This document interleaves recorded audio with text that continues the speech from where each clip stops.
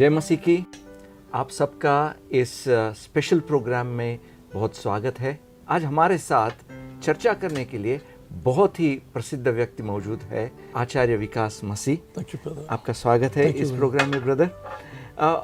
आचार्य विकास मसीह का योगदान बहुत सारे क्षेत्रों में है, आत्मिक क्षेत्र में है, शिक्षा के क्षेत्र में है, रिसर्च के क्षेत्र में है। आज हम उनसे दिल खोल के बात करने वाले हैं और मैं उनसे एक ही पूछना चाहूँगा, ब्रदर आप हमारे दर्शकों को आज क्या कहना चाहेंगे? हमारे पास बहुत सारी बातें हैं उनसे कहने के लिए, क्योंकि परमेश्वर हमारा चहुमुखी विकास चाहता है। तो हम सोचते हैं कि हम प्रभु के प्यार के बारे में बात कर सकते हैं, उसके उपहार, उसकी बुद्धि के बारे में बात कर सकते हैं, जीवन के बारे में बात कर सकते हैं और बहुत सी बातें। आई थिंक हम जब आगे बढ़ेंगे तो वो प्रभु हमारी सहायता करेगा। जी थैंक यू। कुछ देर पहले मुझसे बात कर रहे थे कि बुद्धि के बारे में, विजडम जो परमेश्वर ने हमें दिया है, जो बाइबल में हम हर तरफ देखते रहते हैं, वो हमारे जीवन में हम किस तरह से उसका अमल कर सकते हैं? मैं इस बहुत महत्वपूर्ण विषय के लिए धन्यवाद करता हूँ, क्योंकि मैं सोचता हूँ और बाइबल भी ऐसा कहती है कि एक मनुष्य की सबसे बड़ी आवश्यकता क्या, अगर आप किसी से पूछेंगे हमारी आवश्यकता क्या है, तो लोग कहेंगे रोटी, कपड़ा और मकान। ये तीन आवश्यकताएं हैं। रोटी चाहिए, कपड़ा चाहिए और रहने के लिए मकान। ये कहावत भी है, लेकिन मेरा ऐसा मानना है और बाइबल ऐसी कहती है कि मनुष्य की सबसे पहली आवश्यकता है बुद्धि, समझ। और ये बुद्धि और समझ परमेश्वर ने मनुष्य को उपहार में दिया है, और यही है जो हमें पशु से अलग करता है। आप समझ रहे हैं? हमें जो पक्षियों से अलग करता है वो यही है, क्योंकि परमेश्वर ने हमें अपने स्वभाव में, अपने स्वरूप में बनाया है, और जो परमेश्वर के पास है वो परमेश्वर ने अपने बच्चों को, हमें और आपको दिया है।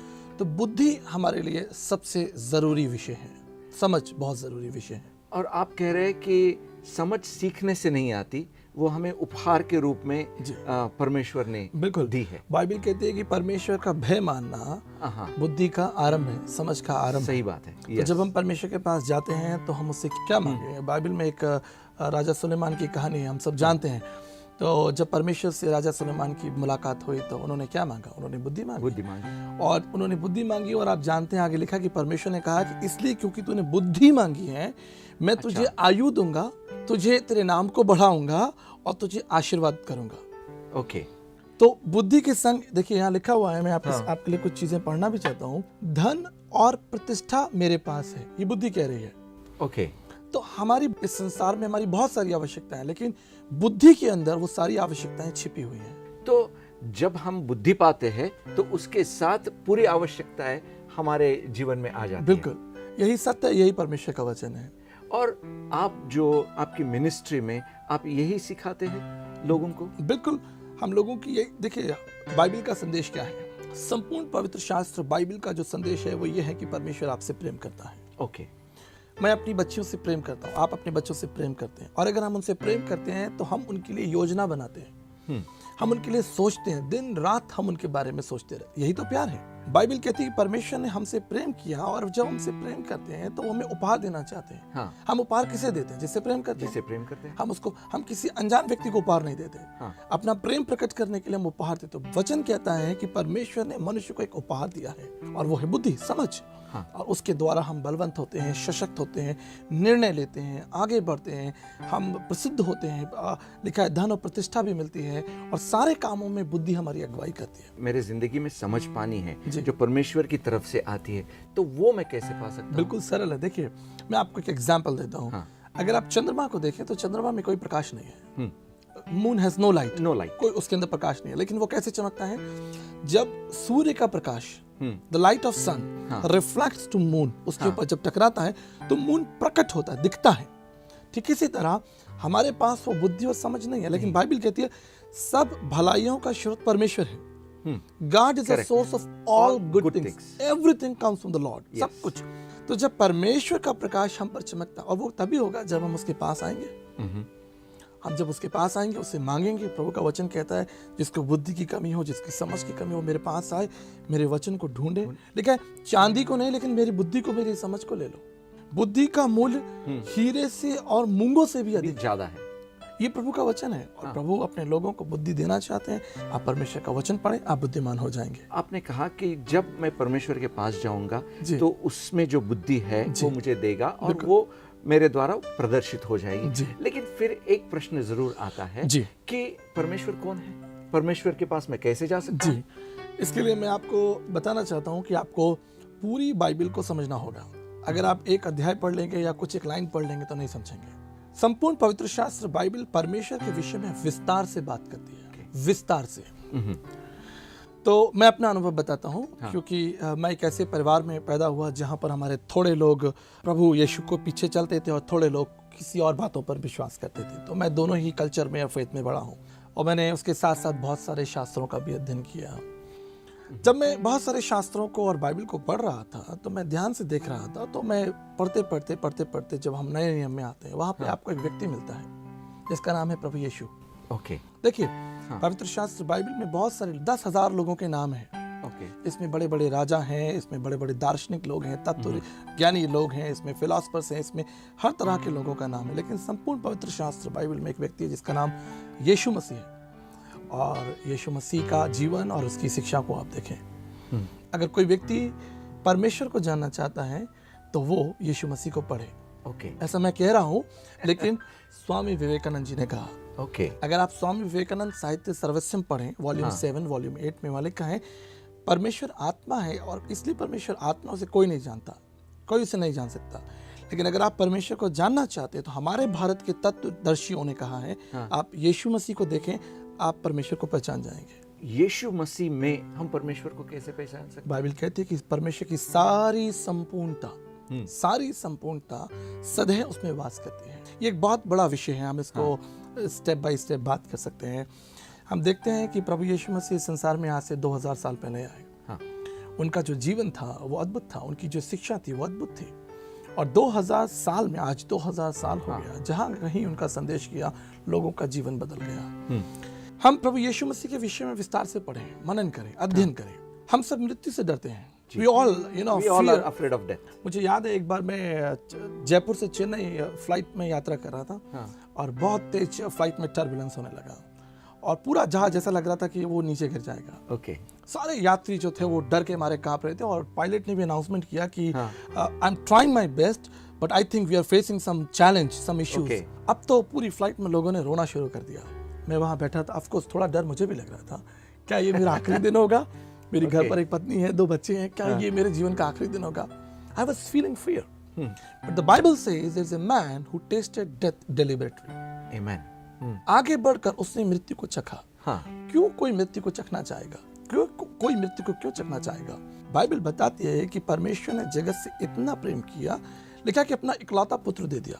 अगर आप इसको बड़े ध्यान से पढ़ें, इकलौता पुत्र का मतलब ये नहीं है कि परमेश्वर के पास एक कोई महिला है और परमेश्वर की उसके संग शादी हो गई है और उनका एक पुत्र है और वो संसार में भेजा गया।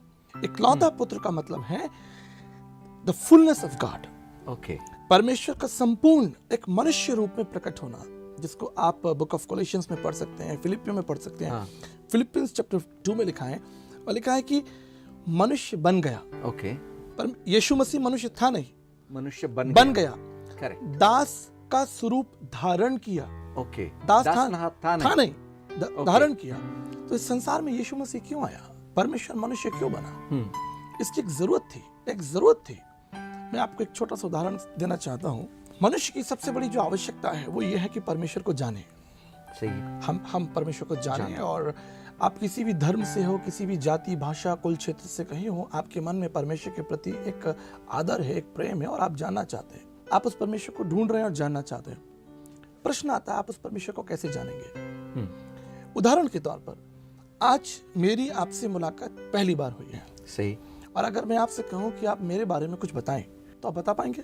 नहीं बता सकते। जब थोड़ी देर हम बात किए हैं उतना ही बता सकूंगा। मेरे विषय में आपको परिचय कौन देगा? मेरा संपूर्ण परिचय आपको कौन दे सकता है? जो आपको जानता हो वो भी नहीं दे सकता। मेरा संपूर्ण परिचय मैं दूंगा। सही। मैं दूंगा। बहुत ही सही। क्योंकि परिचय केवल एक डिग्री नहीं है, एक काबिलियत नहीं है। परिचय मनुष्य का संपूर्ण स्वभाव, उसकी सोच, उसे क्या पसंद है, क्या पसंद नहीं है, उसके मन में क्या चल रहा है, एक मनुष्य का संपूर्ण परिचय उसके अंदर छिपा है। मैं दूंगा अपना परिचय। परमेश्वर का परिचय कौन देगा? खुद परमेश्वर। क्या कोई मनुष्य परमेश्वर का परिचय दे सकता है? नहीं। संत तुलसीदास जी ने कहा, तुलसी याज गाय के कौन भयो समृत, कंचन पे कुंचन किन्ना पसार हुआ। इस संसार में कौन हुआ जिसने पाप नहीं किया? मौसम कौन कुटिल खल खामी, पापी कौन बड़ो है मुझसे सब पतितन में नामी। हम सब अंधकार में बैठे हैं, हम सब पाप में बैठे हैं और हम परमेश्वर की बात कर रहे हैं। मैं आपसे एक छोटा सवाल पूछता हूँ। काली भैंस, एक काली भैंस हरी घास खाती है और सफेद दूध देती है। आप समझ रहे हैं? समझ गया। एक रहस्य, रहस्य। काली भैंस हरी घास खाती है और सफेद दूध देती है। It's a mystery. Yes, same way God is a mystery. और इस मिस्ट्री को, इस रहस्य को कोई भी मनुष्य खोल नहीं सकता। तो इसलिए परमेश्वर खुद वो रहस्य खोलने के लिए आया। नैति नैते केनापि जन्म, हमारे भारतीय दर्शन में लिखा है, उसको कोई नहीं जानता। उससे आप कैसे जानेंगे? उसका सिंहासन स्वर्ग में है। स्वर्ग कोई गया क्या? नहीं। कोई गया? कोई कह सकता है कि मैं स्वर्ग होकर आया हूँ, लेकिन इस संसार में एक व्यक्ति जिसने कहा कि मैं स्वर्ग से आया हूँ। वो स्वर्ग होकर नहीं आए, स्वर्ग से आए। That is the difference. वो इस संसार में मनुष्य बना, लिखा है परमेश्वर मनुष्य बना। God the word become flash and lived among us. Yes. देखिए ब्रदर, ये बहुत बड़ा विषय है, लेकिन मैं अपने दर्शकों के लिए और आपके लिए संक्षेप में बात करना चाहता हूँ। अगर कोई व्यक्ति फिल्म देखने जाता है, ठीक है, ये थोड़ा अलग विषय हो गया। कोई व्यक्ति फिल्म देखने जाता है और अगर फिल्म का समय 3 बजे का है या 6 बजे का है, तो वो व्यक्ति कितने बजे जाएगा? वो समय पे या समय से पहले। और अगर वो 3 बजे का शो है और अगर वो 4 बजे या 5 बजे शो देखने जाएगा, उसे क्या मिलेगा? उसे नहीं मालूम होगा कि ये जो हीरो है इसको क्यों मार रहा है, शुरुआत क्यों है, कहां से हो, ये लड़ाई क्यों हो रही है, वो समझ में नहीं आएगा। मनुष्य की आवश्यकता को समझें। पापम पापात्मा पाप कर्मा पाप सम्मा त्राहिमाम पुण्यक्षाम सर्व पाप हरे हरे। परमेश्वर हम पापी हैं। बाइबल कहती है संपूर्ण मनुष्य पाप में, सारा संसार पाप में है, अंधकार में है। आप जेल में बंद हैं, आपको नहीं मालूम बाहर क्या हो रहा है। Somebody has to come from outside। मैं आपको एक उदाहरण देता हूँ। मैं जेल नंबर 9 में बंद हूँ और आप 10 में बंद हैं। माफ कीजिएगा, मैंने आपको जेल पहुंचा दिया। मैं जेल 9 में बंद हूँ, सेल में। आप 10 में बंद हैं। आप मेरी पैरवी कर सकते हैं? नहीं। मैं आपकी पैरवी कर सकता हूँ? नहीं। आप सोचिए, जज वहां से जा रहा हो और मैं कहूँ जज साहब हमारे ये भाई बहुत अच्छे हैं, इनको प्लीज छोड़ दीजिए, क्या ये होगा? नहीं होगा। जज साहब मेरी बात, वो कहेंगे पहले आप अपनी चिंता करो। करेक्ट। आप जेल में बंद हो, आप ठीक हो जाओ, पहले आप ठीक हो जाओ, आप इनकी चिंता बाद में करना। हमें कोई ऐसा व्यक्ति चाहिए जो बाहर से आकर हमारी पैरवी करे। हमारा जो दाम है, हमारी जो बाहर से आके छुड़ाए, वो यहाँ का नहीं रहना चाहिए। आप किसी भी शास्त्र को पढ़िए, कुछ भी पढ़ें, आपका किसी भी धर्म, किसी भी पुस्तक पर विश्वास हो, आपको सभी जगह पर एक बात कॉमन मिलेगी, मनुष्य पापी है, मनुष्य अंधकार में बैठा है। करेक्ट। और वो मनुष्य की सहायता नहीं कर सकता। बाइबल कहती है, क्या एक अंधा अंधे को मार्ग दिखा सकता है? नहीं दिखा। हम वचन खोलेंगे तो बहुत समय हो जाएगा, इसलिए मैं थोड़ा क्विक चल रहा हूँ। क्या अंधा अंधे को मार्ग दिखा सकता है? नहीं। एक शब्द है गुरु। ये बड़ा फेमस प्रचलित शब्द है, विशेष रूप से हमारे भारत देश में। क्या मतलब है? गु माने अंधकार और रू माने दूर करने वाला। ओके। जो अंधकार को दूर करे वो गुरु है। आप समझ रहे हैं? मैं समझ। अंधकार को दूर, अब अंधकार दूर कौन करेगा? हम सब तो अंधकार में बैठे। जो खुद प्रकाशित है या जिसके पास प्रकाश है वो ही। इसलिए परमेश्वर को मनुष्य बनकर संसार में आना पड़ा। मैं आपको एक सच्चा किस्सा बताता हूँ। 1992 में ओलंपिक हो रहा था और डेरिक रेनमोंड नाम का एक जवान धावक मैदान में दौड़ रहा था। 400 मीटर की दौड़ थी और सारे धावक दौड़ रहे थे। अचानक डेरिक रेनमोंड जमीन पर गिर गया। उसके पैर में चोट लग गई। उसने उठकर दोबारा दौड़ने की कोशिश की, लेकिन दर्द की वजह से वो नहीं दौड़ पाया और उसके जो सारे साथी थे वो आगे निकल गए। 63,000 लोग स्टेडियम में बैठे थे जो तालियां बजा रहे थे, उनकी तालियां रुक गई। अचानक एक व्यक्ति भीड़ में से दौड़ता हुआ मैदान में आया। डेरिक जमीन पर गिर गया था, रो रहा था, उसके आंसू निकल रहे थे। वो दौड़ कर आया और उसने डेरिक को आगे गले लगाया और उसके आंसुओं को पूछा। डेरिक ने कहा, पिताजी। ओहो। अब देखिए, ओलंपिक के मैदान में जो धावक दौड़ रहे हैं, कोई भी व्यक्ति आ नहीं सकता, मैदान में नहीं आ सकता। It's not a law. Okay. जब क्रिकेट चल रहा हो और आप बैठे हुए हैं, मैच देख रहे हैं, अगर आप दौड़ के अंदर जाएंगे तो आपको निकाल दिया, बाहर फेंक दिया जाएगा। देखा है आपने? आप समझिए, ये असंभव है।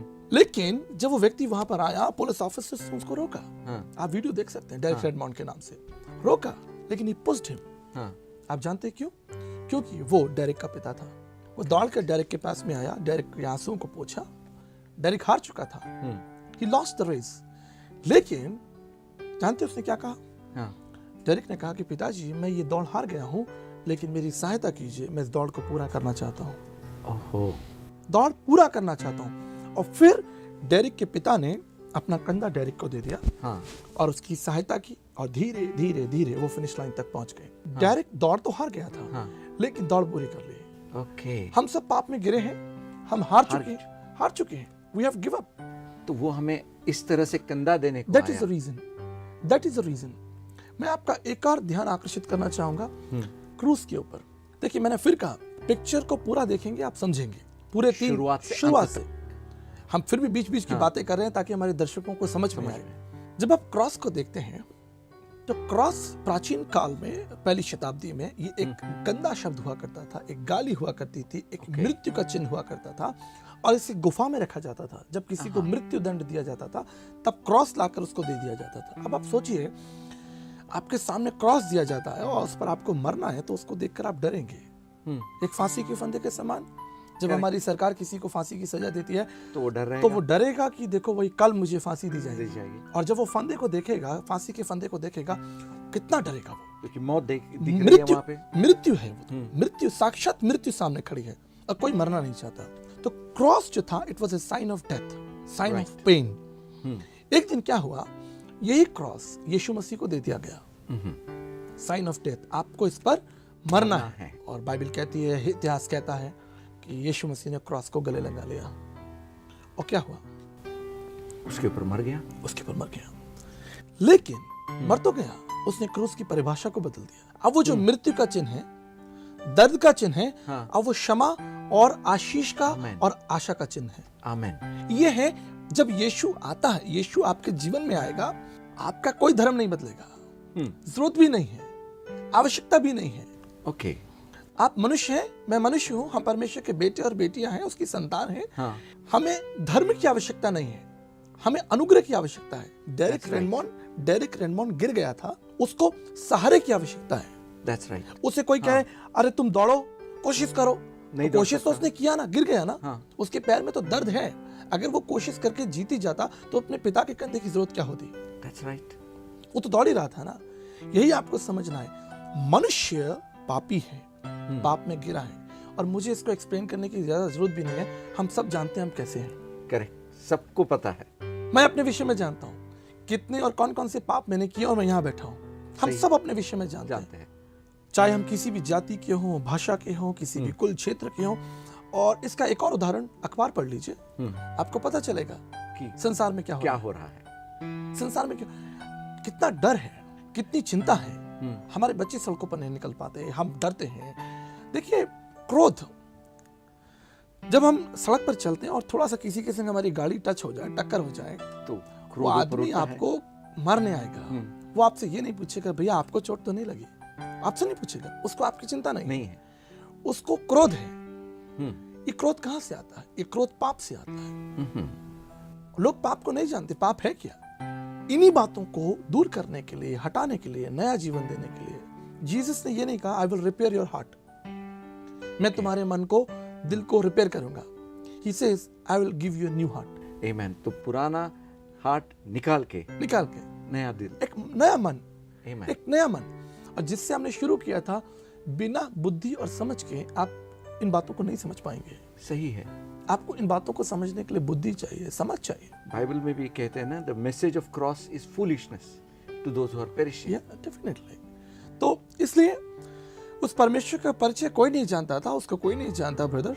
और अगर यीशु मसीह संसार में नहीं आता, परमेश्वर मनुष्य नहीं बनता, तो आज भी एक रहस्य होता, एक रहस्य होता। लेकिन हम परमेश्वर का धन्यवाद करते हैं कि उसने अपने आप को संसार में प्रकट किया, और बाइबल विस्तार से इसके विषय में बात करती है।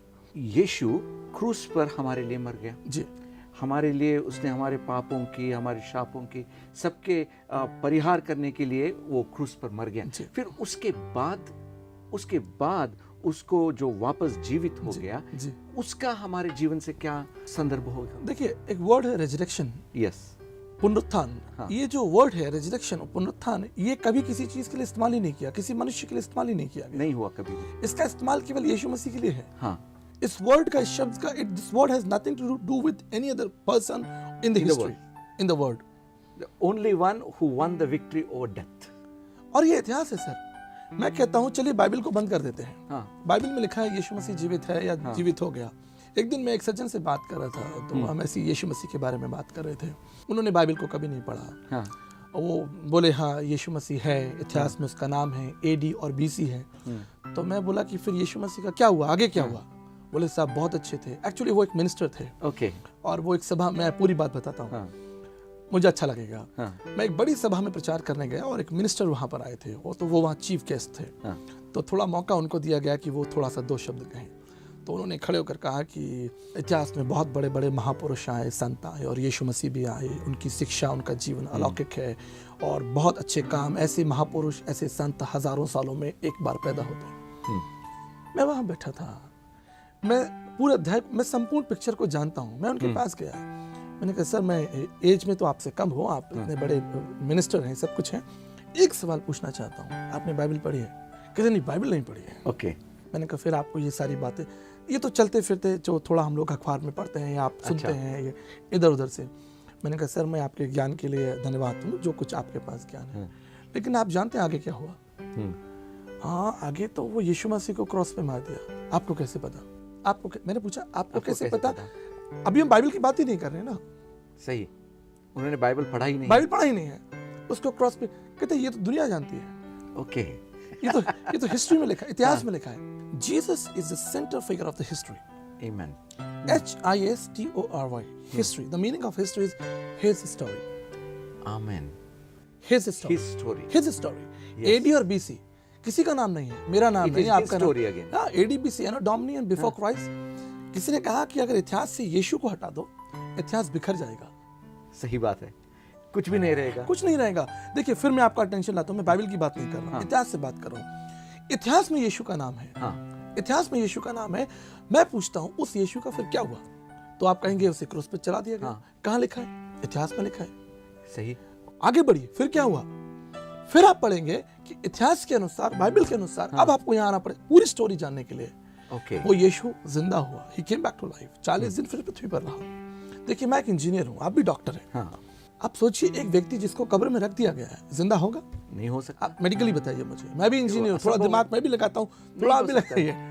हो ही नहीं सकता। नहीं हो सकता। तो मैं आपसे 2 बातें कहता हूँ। अगर यीशु जिंदा नहीं हुआ, if he is not resurrected, तो हम दुनिया के सबसे बड़े मूर्ख लोग हैं। करेक्ट। जो हम एक ऐसी बात पर विश्वास, आप डॉक्टर हैं, मैं इंजीनियर हूँ। मुझे याद है मेरी मुलाकात डॉक्टर APJ अब्दुल कलाम से हुई थी। तो मैं जब उनसे मिलने गया तो वो बैठे हुए थे, मैंने हाथ जोड़ा, उनको नमस्कार किया, अभिनंदन किया। बड़े नम्र और बड़े उनके चेहरे से प्रेम प्रकट होता है, प्यार उनके चेहरे से प्रकट होता है। मैं गया, मैंने कहा सर मुझे आपसे कुछ कहना है। बोले बोलिए। तो मैंने कहा सर मैं आपको थोड़ा यीशु मसीह के बारे में बताना चाहता हूँ। जैसे ही उन्होंने मेरा ये स्टेटमेंट सुना कि मैं आपको ये doctor APJ Abdul Kalam, president, ex president, हमारे सबसे महान व्यक्ति, हमारे उनकी प्रतिक्रिया क्या थी? मैं आपको यीशु के बारे में बताऊं थोड़ा सा। वो खड़े हो गए। मुझे लगा शायद नाराज हो गए। बोले नहीं। मैंने कहा सर आप बैठ जाइए, आप मैं खड़े होकर ही आपसे बात कर लूंगा, आप बैठ जाइए। बोले young man, I don't know who are you. मुझे नहीं मालूम तुम कौन हो, क्योंकि पहली बार मिल रहा था ना। लेकिन the name you took is the most honourable name and I should honour him. और वो खड़े हो गए। आमेन। और फिर हमारी 5-10 मिनट बातें हुई, वो खुश हुए। तो उन्होंने कहा कि हाँ मेरे पास एक बाइबल है। मैंने कहा सर बाइबल तो सबके पास हो सकती है, लेकिन आपने पढ़ा है? उन्होंने कहा मैं जरूर इस बात पर मनन करूंगा। तो यीशु को संसार जानता है। बुद्धिमान लोग, वैज्ञानिक लोग जानते हैं यीशु एक इतिहास का व्यक्ति है। सही। ठीक है। मारा गया, यही तो इतिहास है। मारा गया, गाड़ा गया, तीसरे दिन वो जीवित हो गया। ब्रदर हम आपका बहुत दिल से धन्यवाद करते हैं कि आपने हमारे पास इतना समय हमारे साथ आपने स्पेंड किया और इतनी दिलचस्प बातें बताई। ये हमारी बहुत ही, we are honoured to have our brother with us ये शो में हमारे से बात करने के लिए। ब्रदर मैं आखिरी में आपको एक पूछना चाहूँगा कि अगर हमारे दर्शकों को सिर्फ एक बात आप बताना चाहेंगे कि जिससे उनकी पूरी जिंदगी बदल जाएगी, तो वो आप क्या बताना चाहेंगे? देखिए एक सेब है, एप्पल है, और वो सामने रखा है और मैं उसकी तारीफ कर रहा हूँ। वो very good apple, it's very delicious, very fresh, it's not going to help me. Even अगर आप उस एप्पल को अपनी जेब में भी रख लेंगे, it's not going to help. You have to eat that. आपको उसे ग्रहण करना पड़ेगा, तब उस एप्पल के अंदर जो क्वालिटी है, विटामिन से जो भी उसके अंदर तत्व हैं, वो आपके शरीर में आपको सहायता देंगे, मदद करेंगे। ठीक इसी तरह परमेश्वर का वचन, ये अगर आपके घर में कहीं बंद पड़ा है, it's not going to help, उसका कुछ भी फायदा ये आपकी गाड़ी में रखा है, कोई फर्क नहीं पड़ता। लेकिन अगर आप इसे उठाएंगे और पढ़ेंगे, लिखा है तेरा वचन खोलने से प्रकाश पैदा होता है। आमीन। मैं अपने दर्शकों से यही कहना चाहता हूं कि अगर आपके पास ये बाइबल है तो आप इसे जरूर पढ़ें, जरूर पढ़ें, और अगर नहीं है तो जाएं, ढूंढें, पाएं और इसे पढ़ें। इसमें जीवन है, सामर्थ्य है। और जो आप बुद्धि के बारे में कहते थे, जो समझ के बारे में कहते थे, वो भी यही इस बाइबल में है। देखिए, बहुत बड़ा विषय हो जाएगा फिर ये। जीसस ने आपको केवल इटर्नल लाइफ का प्रॉमिस नहीं किया, अबंडेंट लाइफ का प्रॉमिस किया है। आमीन। आपको इस दुनिया में 70 साल 80 साल रहना है। हाँ। जो भी आपकी आयु है, रहना है, उसके लिए आपको बुद्धि चाहिए। सीढ़ियां उतरने के लिए आपको बुद्धि चाहिए। गाड़ी चलाने के लिए आपको बुद्धि समझ चाहिए। ऑफिस चलाने के लिए, दफ्तर चलाने के लिए, मंत्री प्रधानमंत्री बनने के लिए या काम करने के लिए आपको बुद्धि चाहिए। और बाइबल कहती है बुद्धि का स्रोत परमेश्वर है। आमीन। उसके पास आए, उस बुद्धि को, जीवन को प्राप्त करें। और देखिए, जैसा हमने पढ़ा था, सब कुछ बुद्धि के पीछे पीछे आएगा, सब कुछ। आमीन, आमीन। Praise the Lord, thank you Lord. और मैं आचार्य विकास मसीह जी से प्रार्थना करूँ, रिक्वेस्ट करूंगा कि वो हमारे दर्शकों के लिए प्रार्थना करें। जी, ये मेरा सौभाग्य। आइए हम प्रार्थना करें।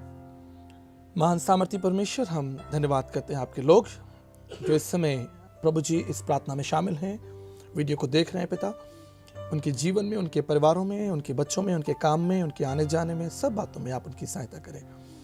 प्रभु बनकर, पिता परमेश्वर, मित्र बनकर। यद्यपि बाइबल कहती है, यद्यपि आप महान अगम आदित्य विराट परमेश्वर हैं, आपका सिंहासन तो स्वर्ग में है, लेकिन आपका वचन प्रभु जी यूहन्ना 15:15 में कहता है कि अब तुम मेरे मित्र हो। पिता, आपने हमें अपना मित्र बनाया, इसके लिए हम आपका धन्यवाद करते हैं। और यही प्रार्थना है कि हमारे जो दर्शक देख रहे हैं पिता, उनके जीवन में शांति हो, आशीष हो, और वो आपकी बुद्धि और समझ की बातों को ग्रहण करें पिता, और अपने जीवन में उस बल को प्राप्त करें जो आपसे मिलता है पिता। धन्यवाद सब बातों के लिए, प्रभु यीशु मसीह के नाम से मांगते हैं, आमीन।